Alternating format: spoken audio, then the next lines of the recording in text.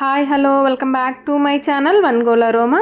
నేను ఇవాళ సాంబార్ చేస్తున్నానండి. చాలా బాగుంటుంది, చాలా టేస్టీగా, చాలా ఈజీగా, సింపుల్గా. సాంబారు ఇష్టపడిన వాళ్ళంటూ ఎవరు ఉండరండి. మ్యాక్స్ అందరికి ఇష్టమే. ఇడ్లీలో, దోశలో, ఊతప్పంలో, అన్నంలో చాలా బాగుంటుందండి సాంబారు. ఇక్కడ నేనైతే కందిపప్పు 1.5 గ్లాస్ నుండి 2 గ్లాసుల వరకు తీసుకొని శుభ్రంగా కడిగి 2-3 సార్లు నానబెట్టానండి. అలానే నేను నిమ్మకాయ సైజ్ అంతా చింతపండు అయితే తీసుకొని ఒకసారి 2 సార్లు శుభ్రంగా అలా పైన కడిగేసి, దుమ్ము ఉంటుంది కాబట్టి కడిగేసి నానబెట్టేసాను. దాన్ని కూడా శుభ్రంగా అట్లా మొత్తం స్మాష్ చేసినట్టు నానబెడితే త్వరగా నానిపోతుంది. ఇక్కడ నేను కందిపప్పు అయితే నానిపోయిందండి. కొంచెం పసుపు, కొంచెం ఆయిల్ వేస్తున్నానండి. ఆయిల్ ఎందుకంటే కందిపప్పు ఉడికినప్పుడు పొంగిపోకుండా ఉండటానికి. ఇక్కడ వాటర్ రేషియో కూడా 1:2 అండి.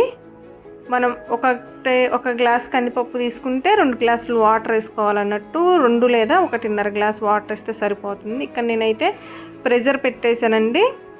ఇక్కడ 3 to 4 విజిల్స్ వస్తే సరిపోతుంది. ఆ ప్రెషర్ అంతా పోయేంత వరకు అయితే విజిల్ని అయితే మనం కదిలించకుండా అలా ఉంచేద్దాము.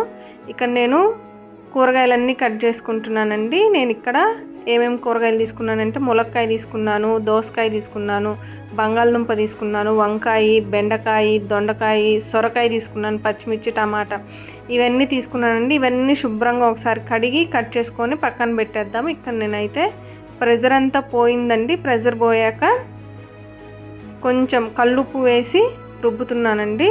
బాగా మెదపండి. బాగా మెదిపితే పప్పు ఎక్కడ పలుకు లేకుండా మెత్తగా రుబ్బితే అప్పుడు మనకి సాంబార్ కూడా మంచి కన్సిస్టెన్సీ థిక్గా ఉంటుంది. ఇక్కడ నేను కట్ చేసుకున్న వెజిటేబుల్స్ అన్నీ వేస్తున్నానండి. బెండకాయ, దొండకాయ, టమాటాలు, ఉల్లిపాయ, దోసకాయ అన్నీ. వంకాయలు మాత్రం లాస్ట్లో కట్ చేసుకొని వేద్దామండి. అన్నీ ఇవి కొంచెం పెద్ద పెద్ద సైజులో కట్ చేయండి కూరగాయలు. ఎందుకంటే బాగా ఇవన్నీ కూరగాయలన్నీ ఉడకాలి కాబట్టి ఉడికిపోయినప్పుడు ఏమవుతుందంటే చిన్నవి అయిపోతాయి. ఇక్కడ ఉల్లిపాయలు చూసారండి, నాకు చిన్న చిన్న ఉల్లిపాయలు అయితే దొరకలేదండి. అందుకోసం నేను పెద్ద ఉల్లిపాయనే పెద్ద పెద్ద పీసెస్ కింద కట్ చేసుకున్నానండి. మీరు కూడా అలా కట్ చేసుకుంటే తినేటప్పుడు ఆ ఉల్లిపాయ మిస్ అవ్వకుండా, చిన్న ఉల్లిపాయలు వేసుకుంటాం కదా, అది మిస్ అవ్వకుండా ఇట్లా తినడానికి బాగుంటుంది. ఇక నేను కొంచెం పసుపు, కారం అండి. ఆల్రెడీ నేను పచ్చిమిర్చి వేసాను కాబట్టి 2 స్పూన్ల కారం వేసాను.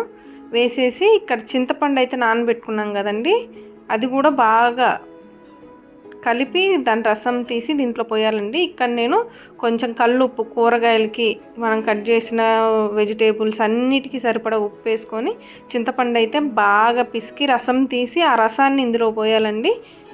మనం పులుపు, కారం అన్నీ చూసుకొని వాటర్ని అడ్జస్ట్ చేసుకోవాలి. మన పప్పు కన్సిస్టెన్సీని బట్టి కూడా అండి, మనకు పల్చగా కావాలా సాంబారు, కొంచెం థిక్గా కావాలా అని చూసుకొని చేసుకోండి. మరీ సాంబార్ పల్చగా ఉన్న బాగోదండి నా ఉద్దేశము. నేనైతే కొంచెం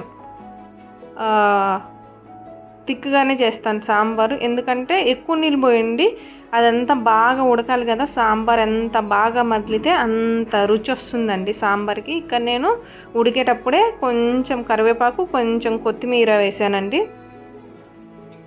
వేసి ఒకసారి కలిపేసి ఒక 2 నిమిషాలు అట్లా ఉడికాక ఇక్కడైతే మనం సాంబార్ పౌడర్ వేద్దామండి. సాంబార్ పౌడర్ మనం ఇంట్లో కూడా చేసుకోవచ్చండి, చాలా ఈజీ. అది ఎలానో నేను చూపిస్తాను. ఇదిగోండి, నేను 1.5 స్పూన్ సాంబార్ పౌడర్ అయితే యాడ్ చేస్తున్నాను. అది కూడా వేసి ఒకసారి కలిపేసి వాటన్నిటిని బాగా ఉడికించాలండి. ఒక 10 నుండి 15 నిమిషాలు మూత పెట్టేస్తే, సగమే పెట్టండి ఎందుకంటే ఫుల్గా ఉంది కాబట్టి పొంగిపోతుంది. మూత సగం పెట్టి మధ్య మధ్యలో కలుపుతూ పొంగుతుందా లేదా అని చూసుకుంటూ మనం కలుపుతూ ఉండాలండి, లేకపోతే సాంబార్ అంతా పొంగిపోతుంది. చూసారు ఎంత చక్కగా మరలుతుందో సాంబారు. స్మెల్ అయితే సూపర్ ఉందండి. మా వదిన కిందింటి దగ్గరికి వెళ్ళి పైకి వచ్చి అబ్బా ఎంత మంచి వాసన వస్తుందా అని తనైతే అనిందండి. అంత బాగా స్మెల్ అయితే అసలు ఉడుకుతుంటేనే ఆ సాంబార్ వేసుకొని తినాలనిపిస్తుంది. కానీ నేనైతే చూస్తున్నానండి, ములక్కాయ, క్యారెట్ అన్నీ అయితే చక్కగా ఉడికిపోయాయండి. చూసారు కదా, చక్కగా ఉడిపోయి కొంచెం బెల్లం వేసానండి నేను, కొంచెం టేస్ట్ అడ్జస్ట్ అవ్వటానికి.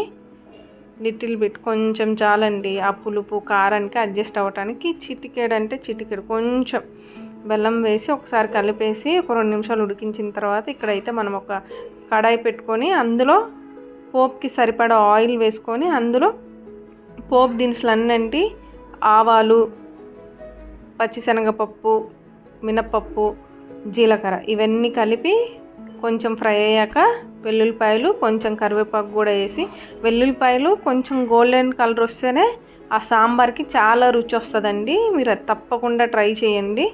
కొంచెం వెల్లుల్లిపాయలు చూసారు కదా అట్లా గోల్డెన్ కలర్ ఫ్రై అవ్వాలి. అట్లా అయితేనే సాంబార్ మనకు చాలా రుచి ఉంటుంది. ఇక్కడ వెల్లుల్లిపాయలు ఫ్రై అయ్యాక ఎండుమిర్చి వేసానండి. ఎండుమిర్చి కూడా కొంచెం ఫ్రై అయ్యాక ఇక్కడ నేను మిస్ అయ్యాను, మెంతి పొడి కొంచెం వేసాను, సాంబార్ పౌడర్ కూడా వేసి వెంటనే సాంబార్లో ఆ పోపుని వేసేసి ఒక 1 మినిట్ అలా మూత పెట్టడం వల్ల పోపు వేసిన స్మెల్ బయటకు వెళ్ళకుండా సాంబార్కి పట్టి మంచి టేస్ట్ వస్తుందండి. తర్వాత ఒకసారి కలిపేసి పోపు అంతా కూడా అందులో సాంబార్లో కలిపేసి కొంచెం కొత్తిమీర వేసి 1 నిమిషం అట్లా ఉడికించి గ్యాస్ కట్టేస్తే మన సాంబార్ అయితే రెడీ అయిపోతుందండి. ఇక్కడ నేను కొంచెం కొత్తిమీర వేసాను. కొత్తిమీర ఇప్పుడు వేసి 1 నిమిషం అట్లా ఉడికించడం వల్ల మంచి టేస్ట్ వస్తుందండి. తప్పకుండా మీరు ఈ సాంబార్ని ట్రై చేయండి, చాలా బాగుంటుందండి. చూసారు కదా కన్సిస్టెన్సీ ఎలా ఉందో. సాంబార్ ఆడితే కొంచెం దగ్గరకు అవుతుందండి. కొంచెం మనం చిక్కగా ఉన్నప్పుడే తీసేయాలి, మరీ చిక్కబడేంత వరకు ఉంచొద్దండి. సాంబార్ ఆరే కొద్దీ దగ్గర పడుతూ ఉంటుంది. చూసారు కదా అట్లా ఒక పొంగు వచ్చిన తర్వాత జస్ట్ ఊరకు అట్లా ఉడకనట్టు మనం గ్యాస్ కట్టేసుకుంటే మన సాంబార్ అయితే సూపర్ ఎమ్మీ సాంబార్ అయితే రెడీ అయిపోతుందండి. ఇది ఇందులో తిన్నా చాలా బాగుంటుంది. తప్పకుండా ట్రై చేసి ఎలా ఉందో కామెంట్ చేయండి, లైక్ చేయండి, షేర్ చేయండి, సబ్స్క్రైబ్ చేయండి. ఎవరైనా కొత్త వారు చూస్తుంటే మన ఛానల్ని తప్పకుండా సబ్స్క్రైబ్